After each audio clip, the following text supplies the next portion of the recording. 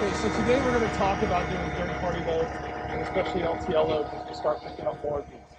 The key is when you go to pick up your trailer, there's some extra things you want to look for when it comes to this, or when it comes to picking up the trailer. First thing is, you want to come to the back, you want to open it up, you've got to make sure there are straps inside of it.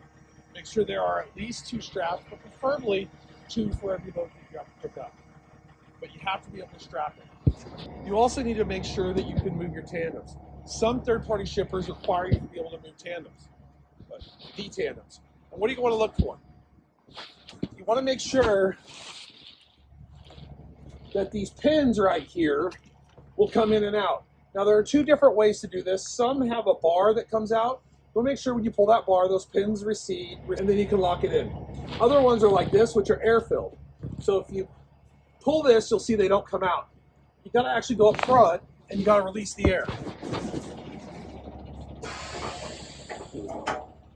So once you have it hooked up, you go to the front, you give the trailer air, and then you pull that, and then you pull this pin, you'll see they go in and out like this. Now, once you have that, you can now move your trailer. I'm going to pick up the landing gear here. Just a little bit. Now if I get back in, I only disengage the tractor protection valve and I hit drive. I can now move these tandems and you can see that they're moving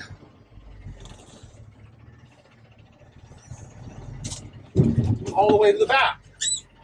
Now, if I have them all the way at the back and I want to move them forward, I put it in reverse and I can move it forward.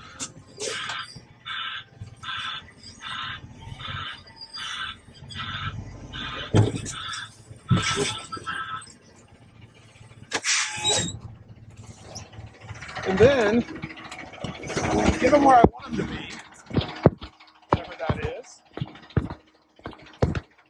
I can come back here and push that thing in, and these will get engaged, and then I can get inside, pull it slightly forward, and they'll pop into place. What you want to make sure you do when you're picking up a trailer is you know those pins will go in and out. You don't need to be able to move these tandems. Some places require it, some don't. It just depends on where you're picking up and dropping off. But you need to make sure you know how to do this. Also, anytime you got a third party, you got a paper BOL involved. You get that signed, you send that to Caitlin immediately before you leave the shipper. You don't wait till the end and send her 5, 6 of them all at once. You send them to her as you receive them. That's very important. It's also important that we get those BOLs signed at the end. Whenever you deliver the load, they should all be signed. We're also going to have bins in the office, daily bins where you'll put your BOLs in.